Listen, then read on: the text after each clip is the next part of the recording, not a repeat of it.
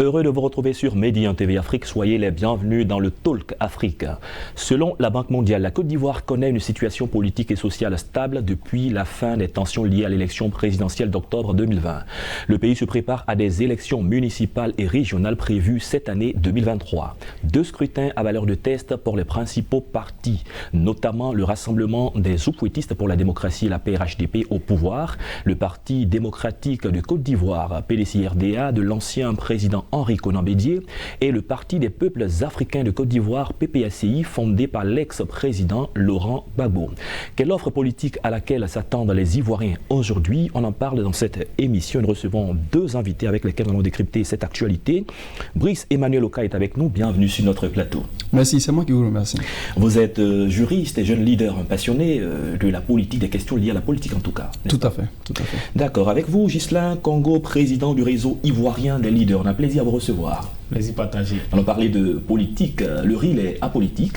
Cependant, vous pouvez prononcer la question politique, n'est-ce pas? Oui, le RIL n'est pas politique. Le RIL est une organisation politique non partisane. Ah, très bien, merci. Voilà. Politique et non partisane, très bien. Donc, les questions politiques avec vous, nous allons les aborder, les décrypter, voir si certainement le RIL prépare des candidats pour les municipales ou les régionales cette année. Encore bienvenue, messieurs. Faisons donc un tour d'horizon sur l'état des lieux des partis politiques en Côte d'Ivoire. Celui qui est au pouvoir, nous ferons donc la part belle. Le RHDP. Alors, vous êtes observateur de la vie politique. Quel est le constat sur l'actualité du RHDP en ce moment? Alors, je ne suis pas militant du RHDP, je suis donc mal placé pour parler des questions internes du RHDP. Cependant, il faut remarquer que depuis quelque temps, le RHDP essaie plus ou moins de ratisser l'âge en débauchant notamment des partis politiques et des acteurs politiques importants pour renflouer leurs militants. C'est aux autres partis, notamment les partis d'opposition, de s'organiser de sorte à ce qu'ils soient suffisamment forts afin de pouvoir tenir les chines face aux partis au pouvoir. Qui naturellement a son rôle, parce qu'un parti qui est au pouvoir, son rôle c'est de faire tout pour demeurer au pouvoir. Et c'est aux partis d'opposition de s'organiser en vue d'une reconquête efficace du pouvoir.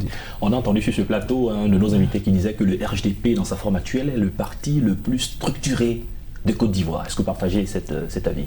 Oui, à l'état actuel des choses, le RHDP est le parti le plus structuré en Côte d'Ivoire, d'autant plus que le RHDP a l'appareil du pouvoir.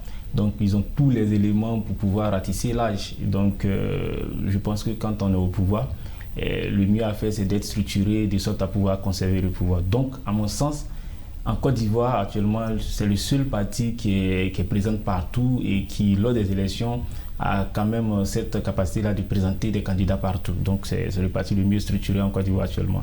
Est-ce que ce parti vous séduit les Ivoiriens en ce moment? Je ne suis pas d'abord tout à fait d'accord quand vous dites que le RHDP est le parti le mieux structuré. Un parti qui est au pouvoir, qui n'a par exemple pas de cas de militants, ce n'est pas un parti qu'on pourrait dire qu'il est le parti le mieux structuré du pays. Un parti comme le PDCRDA par exemple a des sièges dans tous les départements de Côte d'Ivoire. Ce n'est pas le cas pour le RHDP, tant bien qu'il est au pouvoir. Alors à la question de savoir... Qu'est-ce que vous mettez dans la structuration de ce point de vue? Alors, je prends un exemple tout simple, notamment les débauchages qu'il y a, notamment tous les acteurs qui vont au RHDP. L'argument que j'utilise, c'est l'argument du développement. Alors, parce que le RHDP a les leviers suffisamment importants pour pouvoir permettre un développement de nos collectivités et tout ça. D'accord. À supposer un instant que demain le RHDP n'est plus au pouvoir, qu'il n'a pas les leviers pour pouvoir permettre le développement. Elle devient une coquille vide. Et donc, c'est au regard de ces éléments-là que j'estime que sa structuration n'est pas suffisamment importante pour la considérer comme le parti le mieux structuré de Côte d'Ivoire. Pour revenir à la question de savoir si le RHDP est un parti qui est attractif, évidemment, parce que le président Ouattara, on peut lui reprocher un certain nombre de choses, mais on constate qu'au plan équipementier, la Côte d'Ivoire avance. Mais moi, j'estime que ce n'est pas suffisant. Voilà. D'accord, parlons de la gestion même du pouvoir. Beaucoup de personnes estimaient que certains autres présidents, pour ne pas les citer, n'ont pas suffisamament de commandement, et on met en avant le leadership du président de la République. On se souvient de la cérémonie consacrée donc à la remise du prix Félix Houphouët-Boigny pour la promotion de la paix, qui a été donc organisée pour la 2e fois en Côte d'Ivoire, qui a été une réussite. Alors qu'est-ce que vous dites à ce niveau?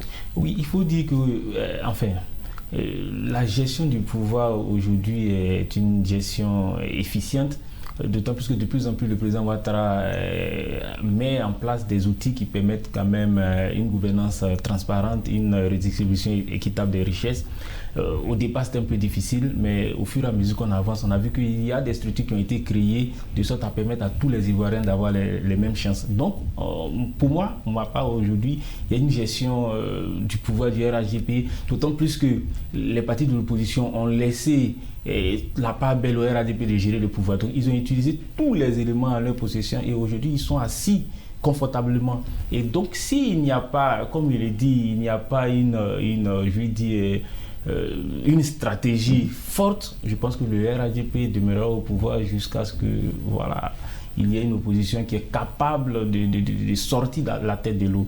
Mais à l'état actuel des choses, je pense que cette gestion du pouvoir-là, la majorité des Ivoiriens s'y retrouvent parce que de plus en plus on retrouve un président Ouattara qui a un discours rassembleur, un président qui lance l'appel à l'opposition. On a vu à Yamoussoukro, c'était vraiment intéressant et c'est cette Côte d'Ivoire-là que nous voulons voir. Et je pense qu'il commence à réussir cette façon de faire-là. Ces dernières années, on a constaté une division au niveau des partis de l'opposition, ce qui ne profite pas à toute l'opposition. Est-ce que le pouvoir en place est en partie responsable, parce qu'on entend ça et là que c'est le pouvoir en place qui divise pour pouvoir régner. Quel est votre avis à ce niveau?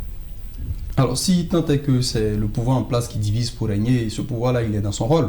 C'est à l'opposition d'œuvrer pour ne pas être divisée. Sinon, si moi j'ai le pouvoir et que vous me combattez, que je peux utiliser un certain nombre de mécanismes et de leviers pour vous diviser afin que je sois beaucoup plus fort, je le ferai. Donc, pour moi, le RHDP est dans son rôle. Il est du rôle de l'opposition également de demeurer unis. Mais comment peut-on expliquer cette désunion au sein de l'opposition jusqu'à ce jour? Cette désunion peut s'expliquer par le fait que déjà il y a au sein de l'opposition il y a le PDCA qui peut être vu comme un parti de gauche ou de centre droit, le FPI et le PPAC qui peuvent être vus comme un parti socialiste et donc de gauche. Donc fondamentalement ils n'ont pas les mêmes idéologies. À côté de cela, il y a certains partis qui ont toujours été accrochés à l'impasse du pouvoir pour pouvoir vivre. Donc ils estiment qu'il faut avoir toujours les moyens de l'État pour pouvoir faire fonctionner leur parti. Et donc c'est la raison pour laquelle vous verrez un FPI aujourd'hui s'accrocher à un RHDP qui, paradoxalement, sont des partis qui devraient être très opposés. D'accord. Parlons un peu du PDCI, le PDCI RDA. Nous avons constaté ces derniers jours le débauchage de certains cadres du PDCI pour le compte du RHDP. Est-ce parce que le RHDP vraiment est un parti qui attire, qui a la meilleure offre en ce moment, à tel enseigne que les cadres d'un parti, l'un des partis les plus anciens, le plus ancien d'ailleurs, puissent avoir ces cadres qui vont ailleurs? Oh oui, bon, il faut dire qu'au sein du PDCI, il y a des crises. Et vous savez, c'est le plus vieux parti de la Côte d'Ivoire. Et plus on avance, les militants ont besoin de nouvelles orientations, ont besoin de l'innovation, ont besoin de découvrir de nouvelles choses.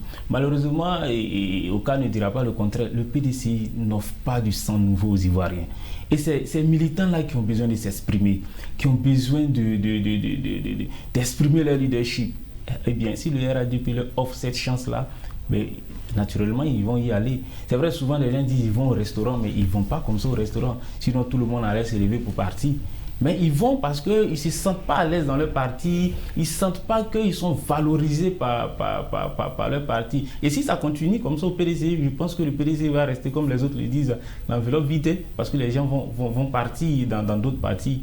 Et aujourd'hui, c'est le RHDP qui est au pouvoir, qui a tous les moyens, qui offre quelque chose qui est palpable, qui est visible, mais naturellement, ces gens-là vont aller au PDCI, au RHDP. Voilà. Qu'est-ce que vous répondez à cela? Est-ce que le PDCI n'offre pas vraiment toutes les chances à tous ces cadres qui sont en train de partir ailleurs? Ils estiment que c'est le développement qu'ils mettent en avant. Mais paradoxalement, à ce que vous dites, quand on voit les cadres qui sont partis, ce sont des cadres qui ont occupé quand même suffisamment de postes importants grâce au PDCA-DA. Ouais. Des gens comme Aoussou Jano, Kalba Duncan, ou tout dernièrement le DICAB Narcisse Ndri, ce sont des gens qui ont tout eu grâce au PDCA-DA, dont ils ne peuvent pas dire que le PDCI ne leur a rien offert ou qui n'ont pas de perspective. Ce que je peux dire, c'est que véritablement le PDCI a besoin de rafraîchir son militantisme, a besoin de rafraîchir l'idéologie qui est sienne afin de pouvoir offrir aux Ivoiriens de perspectives nouvelles et heureuses. Et bien malheureusement, conformément aux recommandations du 12e congrès qui avait véritablement demandé qu'il y ait un rajeunissement du personnel politique, cela n'a pas suffisamment été fait. Mais ce n'est pas pour autant que le PDCI va rester dans cette poursuite. Je pense que elle entend faire ça mieux depuis quelques temps et très bientôt vous verrez un PDCI véritablement nouveau qui va offrir des perspectives heureuses aux Ivoiriens. Est-ce qu'il n'y a pas d'inquiétude à avoir effectivement par rapport au rajeunissement? Quand on parle de rajeunissement de la classe politique, on pense un peu plus aux grands leaders. On se souvient plusieurs années, l'élection ou du moins la proposition du candidat à l'élection présidentielle a tourné toujours autour du président Aymeric Konan Bédié. On avait Jean-Louis Billon qui parfois a voulu aller de son côté. Est-ce que ça va pas poser encore un problème à ce niveau? Je pense que non. Si le président Aymeric Konan Bédié est encore là, c'est parce que c'est la volonté de la majorité des militants. Voyez-vous, moi j'ai eu la chance en février dernier, c'est-à-dire il y a un peu plus d'1 an, de participer à des missions politiques du parti, de la direction du parti, en vue d'écouter les militants et de faire des recommandations à la direction du parti. Concernant les élections, notamment à la présidence du parti et pour le candidat à la présidentielle, deux choses sont ressorties. C'est que la quasi-unanimité des militants souhaitait que le président Bédié demeure président du PDCI-ADIA. Et pourquoi? Cependant, on estime qu'il est le socle du parti, on estime qu'il est le garant de l'unité du parti. L'homme de la situation. Et face aux conjonctures politiques que nous avons aujourd'hui, on estime qu'il est l'homme qu'il faut. Cependant, ces mêmes militants ont estimé que pour la présidentielle de 2025, il serait intéressant que le président Aymeric Konan Bédié puisse faire confiance à l'un des jeunes cadres qu'il a formés. Et je pense que c'est dans cette perspective-là que vous entendez un certain nombre de noms depuis quelques temps, notamment le ministre Billon, le ministre Thiam et plein d'autres cadres qui sont présidentiables au PDCI-RDA. D'accord, il n'y a pas que le PDCI, parlons du PPACI, avec l'ex-président Laurent Gbagbo. Donc le PPACI est en train de s'organiser. Quel est votre avis en tant qu'observateur aussi de la politique? Est-ce que le PPACI est de plus en plus fort? Le PPACI est de plus en plus fort. Vous savez, le PPACI est incarné par M. Laurent Gbagbo, qui n'est plus le même Laurent Gbagbo qu'on a connu de 90 jusqu'à 2010. Pourquoi il n'est plus le même? C'est le poids de l'âge ou c'est... Le poids de l'âge, et quitter le pays pendant plus de 11 ans, ce ne sont plus les mêmes réalités. Okay. Les militants, d'autres ont estimé que voilà, enfin, le FPI d'avant ne participait pas. Donc il y a eu cette dislocation-là. Ouais. Il y a eu des crises internes. Au niveau du FPI, on a ceux qui sont avec Simone Gbagbo qui sont partis, ceux qui sont avec Afi qui sont partis, ceux qui se réclament de Blé Goudé qui sont partis. Donc il y a une crise interne au niveau de la grande famille FPI qui aujourd'hui, il y a le PPACI, FPI d'Afi et Génération des peuples capables. Donc le président Laurent Gbagbo avec ses militants essaie tant bien que mal d'exister, mais il faut que le discours soit nouveau, il faut que les façons de faire soient nouvelles. Sinon, le PPACI, en état actuel des choses, si on continue avec les mêmes discours, ça sera très très très difficile pour ce parti-là de se positionner comme le principal parti d'opposition comme il était avant. Quel genre de discours, quel genre d'orientation nouvelle? Un discours rassembleur. Les Ivoiriens ont besoin de sang nouveau, les Ivoiriens ont besoin d'écouter de nouvelles choses. On a trop entendu les discours guerriers qui n'ont rien apporté à la Côte d'Ivoire. Et aujourd'hui, il faut qu'on sente dans le discours du président Laurent Gbagbo que c'est quelqu'un qui a envie de rassembler les Ivoiriens, qui a envie de participer réellement au développement du pays. Mais tant qu'on vient et on a des discours qui disent c'est nous, on avait commencé là et les gens sont venus terminer, on n'a plus besoin de ça. Qu'est-ce que vous offrez aux Ivoiriens concrètement? Qu'est-ce que le PPACI offre en termes de politique à la Côte d'Ivoire? Mais bon, ils sont là, ça fait 1 an maintenant. Je pense qu'ils ont le temps, bien évidemment, de se constituer, de bien évidemment ratisser l'âge. Mais en l'état actuel des choses, le PPACI, c'est un parti embryonnaire, même si c'est incarné par un grand nom qui est Laurent Gbagbo. D'accord, on se souvient de la scission au sein du FPI qui donne suite à la création du PPACI. Le président Laurent Gbagbo s'exprimant, voulant donc laisser l'enveloppe vide au président Pascal Affi N'Guessan. Est-ce que vous pensez que l'enveloppe est véritablement vide? Bien malheureusement, je pense que le président Pascal Affi N'Guessan, qui est un acteur politique pour qui j'ai du respect, de l'admiration, je le soutenais au début, mais là, je pense qu'il a fini. Vous le souteniez dans... Non, dans le cadre des difficultés avec le président Laurent Gbagbo, okay. J'estimais qu'il est président Front Populaire Ivoirien quand même depuis le début des années 2000 et que la gestion faite par le président Gbagbo de ce dossier n'avait pas été suffisamment intéressante. Alors, mais malheureusement, il a fini par donner raison au président Laurent Gbagbo en allant s'allier aujourd'hui au parti au pouvoir. Voilà, ça c'est un premier constat. Après, ce qu'on peut regretter, c'est la division de la grande famille de la gauche. Aujourd'hui, il y a une multiplicité de partis et de leaders qui naturellement fragilisent la gauche ivoirienne. Mais cependant, il faut reconnaître que le président Gbagbo est un acteur politique suffisamment important et il demeure le maître du jeu au niveau de la gauche. Parce qu'aujourd'hui, le PPACI, parti créé il y a à peine un an, mais a déjà une dizaine de députés. Il y a des partis qui sont là depuis une vingtaine d'années et plus, qui ont moins que lui. Donc on ne doit pas dire que le président Laurent Gbagbo est un poids plume dans le jeu politique ivoirien. C'est même un poids lourd.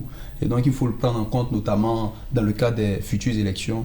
Et je pense qu'ils auront naturellement beaucoup de choses à proposer aux Ivoiriens qui pourra leur faire rafler suffisamment de sièges. D'accord, parlons brièvement des alliances. Tout à l'heure, vous décriez le fait que le FPI est allé s'allier au RHDP. On se souvient également pour les élections présidentielles de 2010 que le PDCI avait donné un coup de main lors du second tour au RDR pour l'accession au pouvoir du président Alassane Ouattara.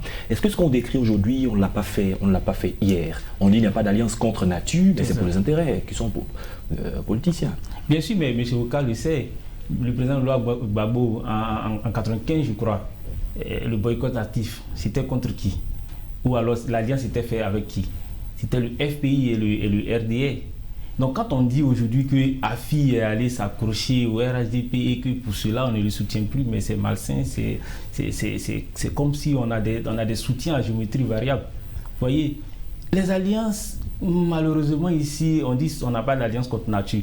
Mais vous voyez, le PDCI, qui est un parti de centre droit, d'inspiration libérale, s'associe ou s'allie au RHDP qui est un parti, au RDR qui est un parti purement libéral puisqu'ils sont de l'international libéral.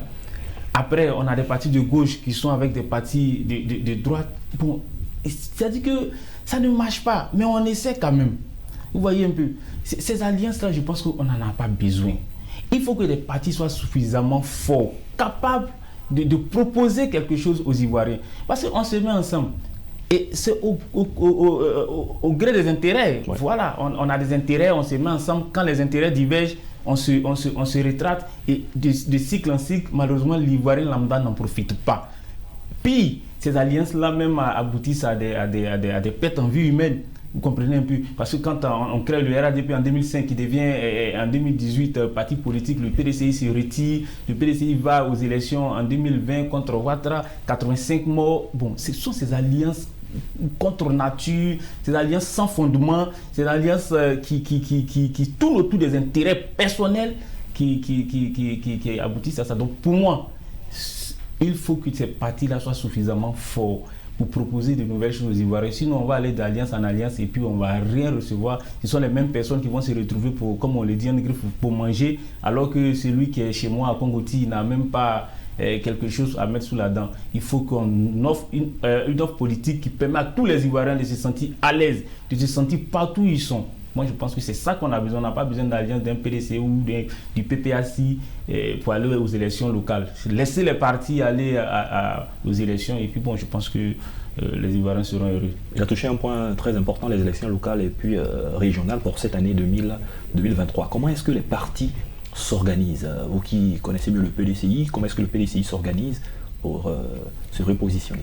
Alors, avant de revenir à cette question, le président Congo était en train d'aborder la question par rapport aux alliances. Ce que je peux dire par rapport à cela, c'est que, en fait, en Côte d'Ivoire, ou bien tu as un grand parti et tu t'assumes, ou bien tu as un petit parti et tu as besoin du tutorat d'un grand parti. C'est ce qui justifie toutes ces alliances qu'on peut considérer comme alliances contre nature, de contre sens et tout ça. Soit tu es un grand parti et tu t'assumes, soit tu as besoin du tutorat d'un grand parti pour exister. C'est bien malheureusement cela le jeu politique en Côte d'Ivoire.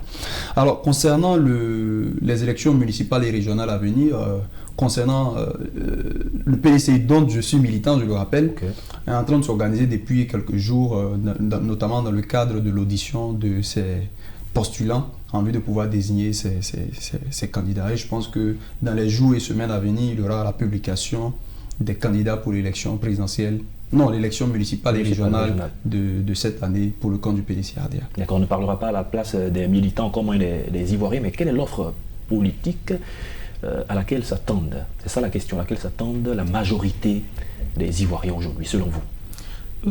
La majorité des Ivoiriens aujourd'hui a besoin d'une offre politique qui leur permette de se sentir à l'aise. Comprenez un peu au niveau de l'éducation, au niveau de la santé, au niveau de l'employabilité des jeunes, au niveau de la redistribution des richesses, on a besoin de quelqu'un qui nous offre quelque chose qui est concret, qui n'est pas dans des grandes théories, dans des grands débats. Les Ivoiriens veulent se sentir au cœur de la gouvernance. Il faut qu'on ait une gouvernance participative, de sorte que ça parte du bas de l'échelle au sommet de l'État. Mais quand parce que à ce qu'on assiste aujourd'hui, c'est que ça quitte du haut de l'échelle pour venir au bas. Et les populations ne sont pas suffisamment impliquées. Il faut une offre qui implique les Ivoiriens, qui implique tout le monde, de sorte que la gestion du pouvoir soit une gestion participative, qu'on soit au nord, soit à l'est, soit à l'ouest, chacun se retrouve dans cette gouvernance-là. C'est cela qu'on a besoin aujourd'hui. La Côte d'Ivoire est un grand pays et ce pays-là a besoin véritablement d'une offre qui prend en compte chacun des habitants, chacune des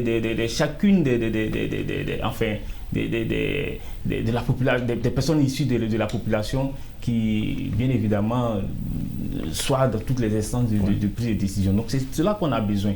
Voilà. Le chef de l'État national a dédié l'année 2023 à la jeunesse. Vous êtes membre de la jeunesse.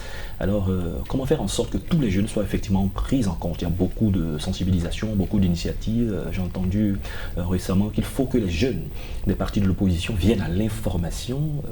Comment faire en sorte que tout le monde soit pris en compte, effectivement? Alors, je pense que c'est d'abord de la responsabilité de l'État que de faire cela. Moi, j'entends très souvent le ministre Touré Mamadou, ministre en charge de la jeunesse, et notamment un certain nombre de jeunes du parti au pouvoir, qui ne font que faire de la laudation face à tout ce qui est fait. Déjà, il faut que le gouvernement comprenne qu'ils n'ont pas suffisamment fait pour la jeunesse.